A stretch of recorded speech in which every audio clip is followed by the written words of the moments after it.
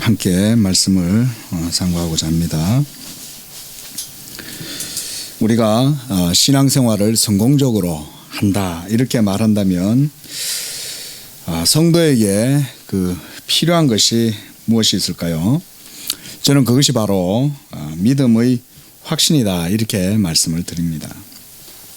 왜냐하면 확신 없는 신앙은 바람에 흔들리는 갈대와 같고, 또 그런 믿음은 이리저리 흔들리다 보면 신앙의 삶의 열매도 맺지 못할 것이기 때문에 그렇습니다.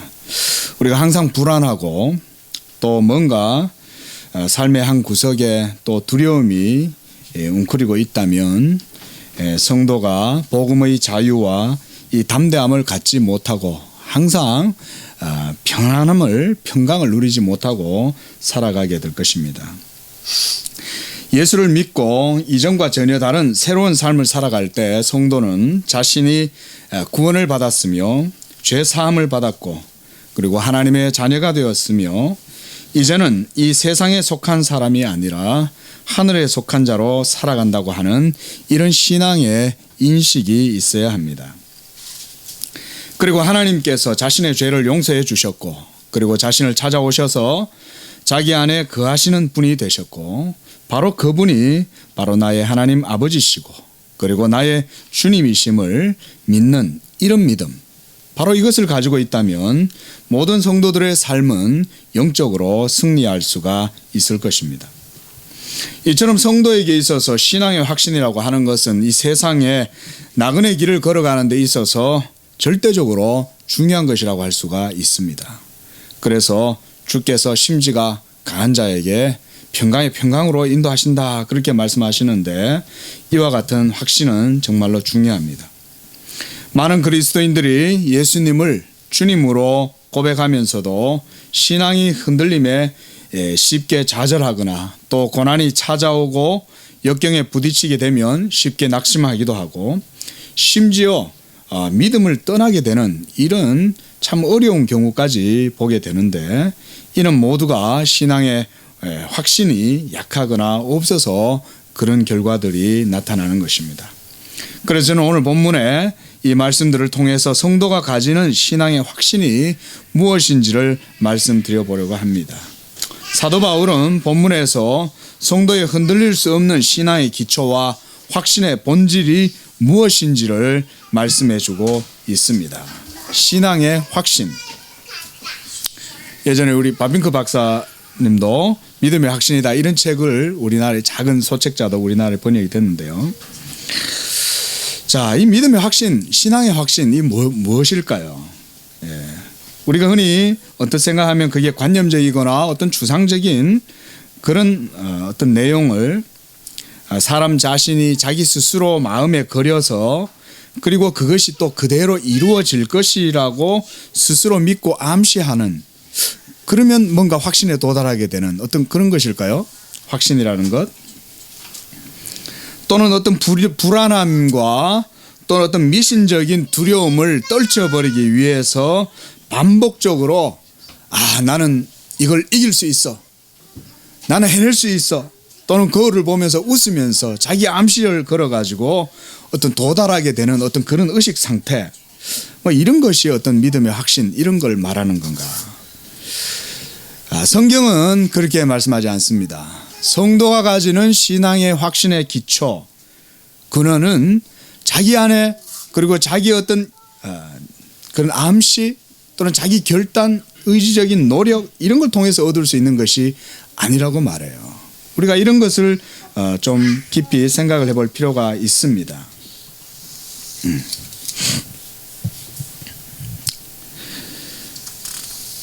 8장은 우리가 이 로마서에 있어서 이 노른자와 같은 핵심적인 내용을 갖고 있다고 말씀할 수 있습니다. 1장에서 7장까지 사도 바울은 그 내용들을 통해서 이제 이 8장에서 결론적인 의미로 서술을 해주고 있습니다. 그래서 우리가 이 오늘 읽었던 1절 말씀에서 이 접속사 그러므로라고 하는 이 말은 바울이 앞서 계속해서 서술했던 내용들에 대한 결과적인 의미를 포함하는 것입니다. 그러므로 우리가 이 8장의 내용을 사실 바르게 이해하기 위해서는 7장에서 바울이 무슨 말씀을 했는가 이런 부분들도 좀 살펴볼 필요가 있습니다. 바울은 로마서에서 특히 우리가 다 잘 알다시피 이 이신칭의의 교리를 잘 변론합니다. 우리 오늘 오후에도 목사님 말씀해 주셨지만 6장에서 또 성화에 대한 또 의와 죄에 대해서도 말씀해 주시고 했는데 이런 내용들이 계속해서 7장까지 이루어집니다. 그러면서 사람이 의롭게 되는 것이 율법의 행위가 아니라 믿음으로 말미암는 것이다. 이렇게 논증을 해주고 있어요. 그런 의미에서 우리가 1장부터 3장 한 중간쯤 가면 계속 인간의 타락상에 대해서 말하죠. 그리고 3장 후반부터 7장까지는 이 믿음에 대한 바울의 논증을 계속 펼쳐주는 거예요. 그리고서 우리가 7장의 마지막에 가서 결론적으로 사도 바울의 결론을 볼 수가 있는데 바울이 이렇게 고백하죠. 유명한 이 바울의 탄식. 오호라 나는 곤고한 사람이로다. 이 사망의 몸에서 누가 나를 건져내랴 하는 이 탄식에 있습니다. 그리고 바로 다음 절에 마지막 절이죠. 그는 이 성도의 이 실존적인 상태를 이렇게 표현해요. 그런즉 내 마음으로는 하나님의 법을 육신으로는 죄의 법을 섬기노라. 마음으로는 하나님의 법, 육신으로는 죄의 법을 섬긴다. 자, 지금 이 두 상태가 곧 성도의 내면의 이 복잡함입니다. 복잡상 이게 좀 다르게 표현하면 이 딜레마라고 할 수 있습니다. 성도의 딜레마. 이것을 그리스도 안에서 극복하고 이기는가에 따라 가지고 그 사람이 온전한 그리스도로 말미암아 든든하게 서는 사람, 영적으로 건강한 사람, 튼튼한 사람 이렇게 되는 거예요. 그러나 이 복잡성 속에 흔들리면서 신앙의 기초와 본질이 뭔지 이거를 깨닫지 못하고 그걸 바르게 잡지 못하고 계속 흔들리면 그 사람은 항상 연약함 속에서 씨름하면서 때때로 무지함과 두려움 속에서 흔들리고 이렇게 살아갈 수밖에 없어요. 그 사실은 7장이 굉장히 중요한 내용입니다. 사실은 오늘 8장을 우리가 본문을 잡았지만 7장의 내용을 사도 바울이 언급해 주신 것은 참으로 성도에게 있어서 매우 필요한 거예요. 이런 딜레마가 성도에게 있다는 거예요. 예? 내 마음으로는 하나님의 법을 섬기는데 내 육신은 죄의 법을 섬긴다. 이 두 가지가 우리 속에서 항상 싸우고 있다. 이 바로 영적인 전쟁이죠. 예. 바울은 7장에서 그렇게 결론을 짓고 8장 1절에 들어와서는 마치 분위기가 뭔가 대반전되는 듯한 느낌이에요. 8장에 딱 들어서면서 7장에는 계속 끙끙 앓고 딜레마 속에서 어떡하지? 나는 죄의 몸 속에 사망의 몸 속에 사는구나. 내가 하나님의 뜻을 따라 살기를 원하는데 내 속에서 다른 한 법이 나를 사로잡아서 죄의 법 아래로 끌어잡아 당겨서 나로 하여금 이것도 저것도 못하게 하는구나. 아, 나는 어찌된 사람인가. 예. 그렇게 고민을 하다가 그런데 8장에 탁 들어서면 사도 바울은 전혀 다른 확신찬 이런 대답을 주고 있어요. 그 유명한 8장 1절이잖아요. 우리 다 같이 한번 읽어볼까요? 8장 1절 말씀 시작. 그러므로 이제 그리스도 예수 안에 있는 자에게는 결코 정죄함이 없다 그랬습니다. 정말 이 선언은 대단한 선언입니다. 그렇게 죄 때문에 고민하고 한 주간 예수님의 은혜 가운데 성령의 인도 속에 하나님의 뜻을 따라 계명을 지키려고 살아봤지만 오늘도 실패하고 미워하고 시기하고 좌절하고 그런 내 모습이 밉고 이렇게 해가지고 도대체 내가 어떻게 하나님 앞에 간단 말이냐, 내가 어떻게 교회 가서 하나님께 예배드리는 심령이 된단 말이냐, 고통하고 괴로워하는 바로 그 사람에게 사도 바울은 그리스도 예수 안에 있는 자에게는 결코 정죄함이 없다고 선언해 버리는 거예요. 결코 정죄함이 없다 그랬어요. 결코. 이것만큼 사도가 분명하게 말씀하는 것도 이게 참 보기가 쉽지 않죠. 결코라고 그랬습니다. 결코 없다. 그런데 단서가 있습니다. 그리스도 예수 안에 있는 자. 그래서 사도 바울은 이제 2절 3절에서 그 이유를 설명합니다. 신학적으로 설명을 해주고 있어요. 왜냐하면 생명의 성령의 법으로 말미암아 더 이상 죄와 사망의 법이 그를 믿는 그를 주장하지 못하기 때문이다. 이렇게 설명해 줍니다. 여기서 중요한 것은 생명의 성령의 법이라는 말씀입니다. 우리가 이것을 교리에 익숙하지 않으면 아주 추상적으로 들릴 수 있습니다. 이런 것을 은사주의자들이 잘 사용할 수 있는 말들이에요. 표현들이에요. 그러나 우리 개혁주의 신앙은 그런 게 아니죠. 생명의 성령의 법이라고 할 때는 교리적으로 딱 이 교리적 논리가 기초가 딱 있어요. 성경적 기초 논리가. 예. 그래서 우리가 교리 공부를 잘 해야 됩니다. 여러분. 예. 생명의 성령의 법. 예. 즉 그리스도 예수 안에는 이 생명의 성령의 법이 있다는 거예요. 우리가 1절부터 3절 말씀 이 내용 이것을 한번 연결을 쭉 해서 보면 그리스도 예수 안에 있는 자에게는 결코 정죄함이 없다 그랬거든요. 그러면서 이는 그랬어요. 왜냐하면 생명의 성령의 법이 그리스도 안에서 역사해서 그리스도 안에 있는 자는 그것 때문에 모든 죄와 사망의 법을 능히 이기고 믿음으로 승리한다. 그렇게 말씀하고 있는 겁니다. 도대체 이 생명의 성령의 법이라는 것이 구체적으로 그렇다면 무엇을 의미하는가? 우리가 항상 듣는 말씀이에요. 그거는 다시 한번 제가 설교를 통해서 말씀을 드리자면 그것은 바로 그리스도께서 모두 이루시고 얻으시고 그리고 그 이루시고 얻으신 그 의와 공로를 믿는 자에게 전가해 주시는 그 의를 의미합니다. 이것이 바로 생명의 성령의 법이에요. 네. 진리. 예수 그리스도께서 하나님의 택하신 모든 자들의 의를 위하여 친히 하나님 앞에서 구속의 중보자가 되시고 화해자가 되셔서 우리를 위한 화목제물로 자신을 하나님 앞에 모두 드리시고 또한 우리를 위하여 모든 의를 다 행하시고 그리고 우리가 당해야 될 모든 수치와 고난과 모든 죄의 형벌, 죄책들을 모두 떠안으셔서 그가 우리 대신 십자가에서 모두 다 당하시고 그리고 십자가의 죽으심으로 그 모든 하나님에 대한 하나님의 모든 진노를 다 소멸하고 하나님과 사람 사이에 원수되었던 것을 그 몸으로 다 가로놓였던 것을 물리치시고 그렇게 해서 이루신 그 의를 우리에게 믿음으로 전가해 주신 것. 이것이 성령의 법입니다. 생명의 성령의 법. 이것을 이제 의의 법이라고 말하면 그것이 바로 십자가의 도요, 복음의 도라고 하는 것입니다. 여러분 예수 없는 생명의 성령의 법이 있습니까? 그리스도의 복음의 도, 십자가의 도, 이 진리의 교리가 없는 성령의 역사가 있습니까? 아닙니다. 우리는 이런 바른 신앙을 바르게 가지고 있어야 됩니다. 그래야 신앙의 확신과 기초가 흔들리지 않아요. 진리의 지식이 없이 확신에 이르려고 하는 많은 시도들이 있었죠. 경건주의라든지 신비주의자들, 은사주의자들이 그런 식으로 어떤 확신에 이룰 수 있을 거라 생각하는 겁니다.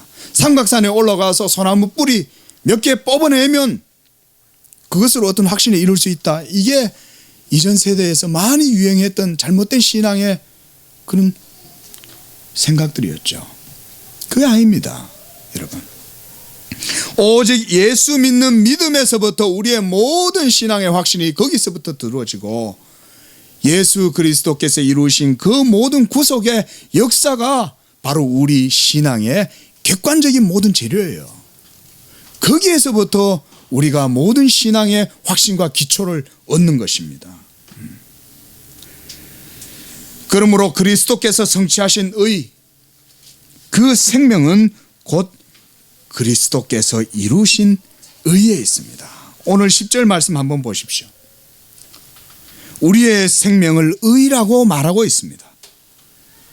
또 그리스도께서 너희 안에 계시면 몸은 죄로 말미암아 죽은 것이나 영은 의로 말미암아 살리라 그랬습니다. 의로 말미암아. 이 의가 뭘까요? 이 의는 바로 예수께서 십자가에서 다 이루신 그 의를 말씀하는 거예요. 예? 그러므로 이 의가 바로 우리에게 생명이 된 것입니다. 여러분, 우리가 생명이라고 할 때 그 생명은 바로 예수 그리스도가 이루신 그 의를 의미합니다. 여러분, 이게 진짜 영적인 개념이에요. 뭐 영적이라고 하는 것은 주상적인 어떤 뭐 관념적인 어떤 그런 게 아니죠. 은사주의자들이 말하는 이상한 무슨 체험, 비인격적인 어떤 체험, 임사체험, 무슨 뭐 방언 아니에요. 전혀 그런 거하고 상관없습니다. 바르게 알아야 됩니다. 생명의 성령의 법은 곧 예수께서 우리 모든 죄인들, 여러분들을 위하여 다 이루신 그 의가 성령으로 말미암아 우리 안에 오셔서 역사할 때 이것을 우리가 생명의 성령의 법이라고 그러시는 거예요. 예. 그러므로 7장까지 바울이 믿음에 대한 논증을 펼쳤다면 이 8장에서 그가 그 핵심적인 변론을 하는 것입니다. 여러분, 우리가 그래서 굳이 우리가 어떤 뭐 이해를 위해서 굳이 구분을 한다면 1장에서 우리가 7장까지 이 믿음에 대해서 말했다면 저는 이 8장의 핵심 노른자는 성령론이라고 말씀드려요.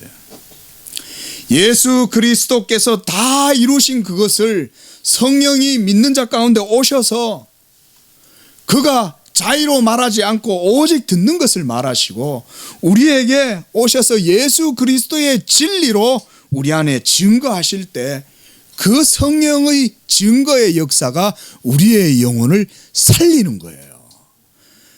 무지하고 죄 가운데에서 빛도 없이 어둠 속에서 슬퍼하면서 뭐 때문에 아프고 지치고 상하는지도 모르고 고통 속에 있던 우리에게 성령이 그리스도의 빛을 비추어 주시고 그러할 때에 우리 속에 예수 그리스도가 진리라는 인식이 떠오르는 거예요. 생겨나는 거예요. 없던 것이. 아, 예수가 하나님의 아들이시네. 예수가 진짜 진리네. 예수가 하나님이시네.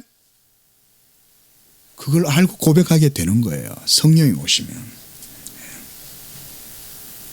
결국 여러분 그렇게 보면 우리의 모든 믿음과 그리고 그로 말미암아 의롭게 되는 이신칭이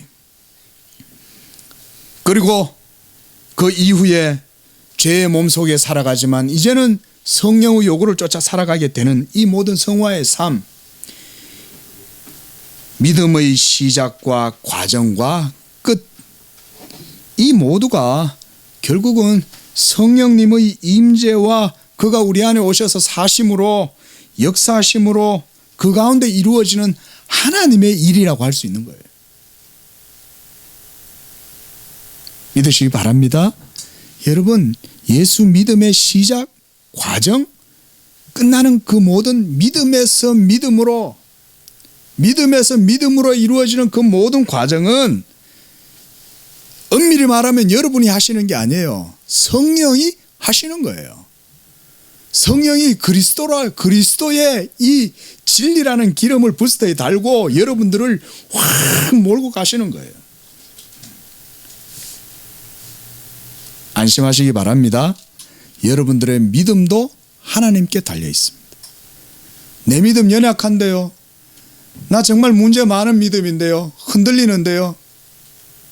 여러분 연약한 믿음도 주님은 붙들어 주십니다. 예. 특별히 우리가 오늘 말씀에서요. 여기서 그리스도 안에 이 표현, 이 이제 신약적인 이런 표현이 저는 이걸 언약적 표현으로 봅니다. 언약적인 표현. 바울은 거의 모든 서신에서 이 표현을 매우 주되게 사용합니다. 그리스도 안에라는 말은 매우 흥미롭고 그래서 신학적으로 매우 특별한 표현이라 생각이 됩니다. 우리가 에베소서 1장에도 보면 창세전에 그리스도 안에서 택하셨다 이런 말씀이 있죠. 예? 그리고 또 고린도후서 5장 19절을 보면 하나님이 그리스도 안에 계신다, 이런 표현도 있습니다. 그리스도 안에, 이런 표현들. 또 이런 표현 어디서 많이 볼 수 있습니까? 우리가 사도 요한의 그 요한복음이나 요한서신서 이런 데도 보면 이걸 매우 익숙하게 볼 수 있습니다. 우리가 오늘 목사님 통해서도 그런 말씀 자주 많이 들었지만, 우리가 요한복음 6장이나 또는 14장에서 특히 17장까지 보면 이 주로 많이 나와요. 예수님과 우리 성도와의 관계를 포도나무와 가지와의 관계로 설명하잖아요. 그때 주님이 또 쓰시는 표현도 그거죠. 너희가 가지로서 나는 포도나무고 너희는 가지고 너희가 내 안에 거하면, 이런 표현 쓰잖아요. 이게 그리스도 안에라고 하는 이 표현은 이 언약적인 표현이에요. 이것은 특별히 삼위일체 하나님에게도 적용되는 겁니다. 아버지께서 내 안에, 내가 아버지 안에, 그리고 그날에 또한 너희가 내 안에 거하고 내 말이 또한 너희 안에 거하고, 이런 표현. 안에 아버지 안에, 아들 안에, 그리고 너희가 내 안에, 또 우리 안에, 이런 표현 쓰죠. 이 언약적인 표현입니다. 자, 그런데요, 이게 신약적인 표현이라면 우리가 이런 표현을 우리가 구약에서도 볼 수 있을까요? 어떨까요? 이게 언약적인 표현이라면 구약에도 동일하게 이런 표현들이 있어야 될 것인데, 우리가 구약의 신앙과 신약의 신앙의 일치를 또는 통일성, 이런 것을 어디서 찾을 수 있습니까? 우리가 예를 들자면 구약에는 물어보면 대부분 성도님들이 좀 이렇게 정확히 이해를 잘 못하고 계시는 경우가 많아요. 구약에는 모세의 율법을 잘 지켜서 구원받고, 신약에는 예수님을 믿어서 구원받고, 이런 식으로 굉장히 이렇게 이원적으로 이해를 하시는데 그건 잘못된 겁니다, 여러분. 그런 생각을 하시면 빨리 버리세요. 구약에도 믿음으로 구원받은 거예요. 그걸 통일성이라 그러거든요. 신약에도 믿음으로 구원받고 은혜로 다 구원받았다. 자, 그런 통일성은 바로 하나님의 약속의 말씀, 곧 언약에서 찾아지는 거예요. 그러면 구약에서 여러분, 우리가 그리스도 안에 있는 자다, 이 신약적인 이런 표현과 동일한 그런 표현, 그런 의미들, 어떤 것이 있을까요? 성경을 제가 설교를 준비하면 찾아보니까 너무 많아요. 셀 수가 없어요. 여기다가 다 가져와도 다 말씀드릴 수 없어요. 우리 목사님 말씀처럼 성경은 한 구절만 딱 설명해도 그게 하나님의 진리면 전체가 다 맞다, 그렇게 말씀하시는 거죠. 제가 한 구절만 설명드릴 수 있지만 제가 몇 구절만 좀 설명을 드리겠습니다. 먼저 사도 바울은요, 이런 9장 33절에 이런 표현을 씁니다. 기록된 바 보라, 내가 걸림돌과 거치는 바위를 시온에 두노니 그를 믿는 자는 부끄러움을 당하지 아니하리라 그랬습니다. 또한 사도 베드로도 그랬습니다. 베드로전서 2장 6절에 보라, 내가 택한 보배로운 모퉁이 돌을 시온에 두노니 그를 믿는 자는 부끄러움을 당하지 아니하리라 그랬습니다. 이 표현이 뭐가 같은 겁니까? 아니죠. 여러분, 오늘 우리가 읽었던 로마서 8장 1절의 말씀을 잘 보십시오. 그리스도 예수 안에 있는 자는 결코 뭘 받지 않아요? 정죄함을 받지 않죠. 정죄함을 받지 않는 것과 부끄러움을 당하지 않는다, 이 말은 같은 겁니다, 여러분. 하나님의 율법에 준엄한 판단과 잣대가 여러분에게 주어져도 더 이상 그것에서부터 부끄러움을 당하지 않는다, 그 말이에요. 이게 이제 이사야서 28장 16절 말씀을 사도들이 인용한 거죠. 보라, 내가 한 돌을 시온에 두어 기초를 삼았노니 곧 시험한 돌이요 귀하고 견고한 기초돌이라 그것을 믿는 이는, 여기서는 다급하게 되지 않는다 그랬습니다. 황급하게 되지 않는다, 또는 수치를 당하지 않는다, 이런 표현으로 볼 수가 있습니다. 또한 시편 91편 1절에 이런 표현이 있어요. 그리스도 예수 안에 있는 자 그는 바로 하나님의 은밀한 장막 안에 거한다 그랬습니다. 은밀한 장막. 또한 61장 시편 61장 4절에는 내가 영원히 주의 장막에 거하며 내가 주의 날개 밑에 피하리이다. 주의 날개 밑. 또한 시편 27편 5절에도 여호와께서 환난 날에 나를 그 초막 속에 비밀히 지키시고 그 장막 은밀한 곳에 나를 숨기시고 바위 위에 높이 두신다 그랬습니다. 여러분, 바위 위에 높이 둔다 이 말은 부끄러워서 어디 감추어 두고 저 밀쳐 두는 게 아니라 자랑스럽게 하나님께서 떳떳하게 세워주신다는 거예요. 주 여호와께서 나로 암사슴의 발같이 하신다는 거예요. 그것도 뭡니까? 펄짝펄짝 뛰어다니면서 예쁘게 뽐내고 자랑한다는 거예요.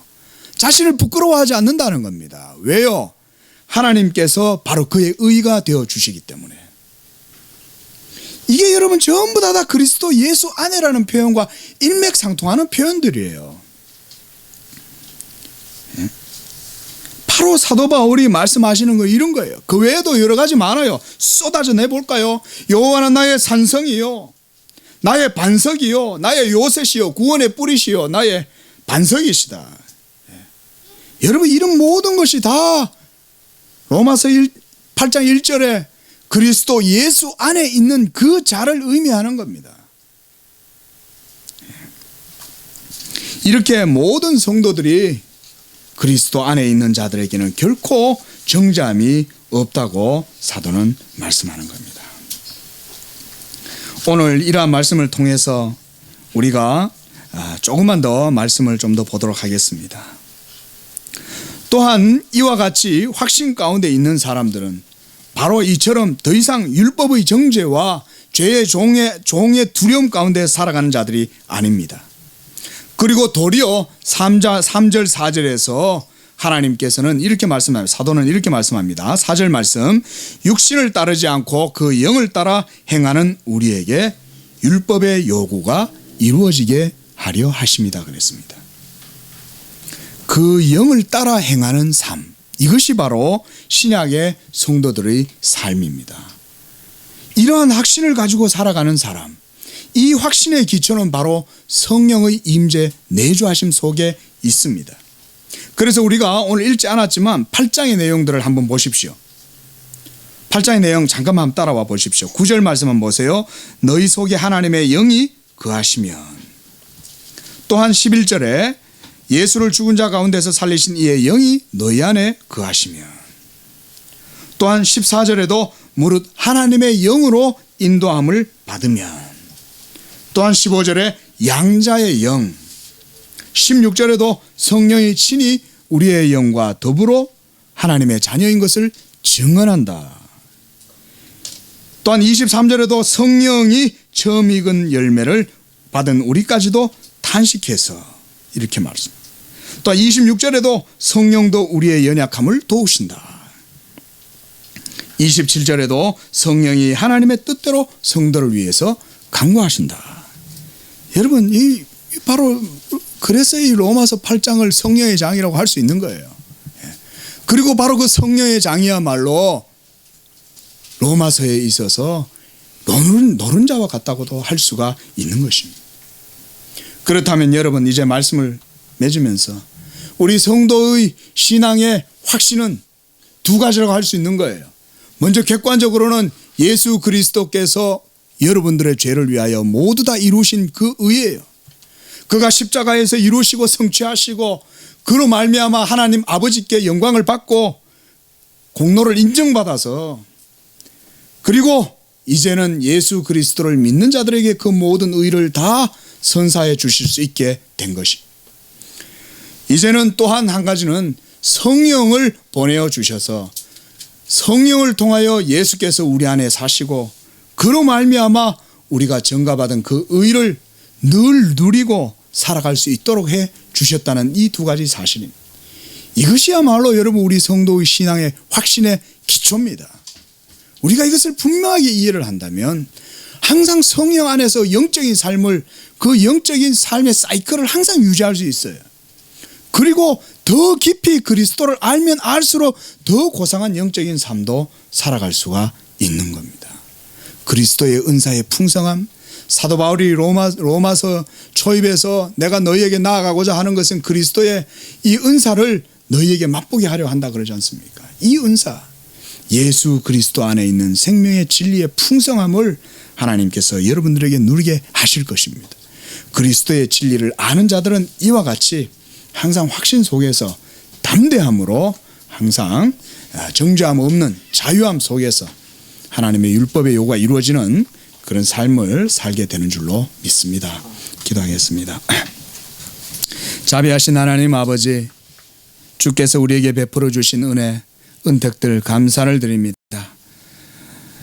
하나님께서 시온에 한 기초돌을 두시고 저를 믿는 자는 부끄러움을 당치 아니라 하신 말씀처럼 우리가 예수 그리스도를 믿는 자가 결코 정죄함이 없다는 사실을 굳게 확신하고 이와 같이 그리스도께서 이루신 모든 의를 항상 믿고 또한 그 의를 성령을 통하여 우리에게 모두 다 주셨다는 사실도 굳게 믿음으로 우리가 항상 풍성함 가운데 하나님 담대하게 이 세상 가운데 살아갈 수 있도록 인도하여 주시고 세상 가운데에서 나그네의 삶을 살아가지만 하나님의 의심과 두려움을 모두 떨쳐버리고 확신 가운데 승리하는 우리의 삶이 되도록 인도하여 주시옵소서. 거룩하신 예수님의 이름으로 기도하옵나이다. 아멘.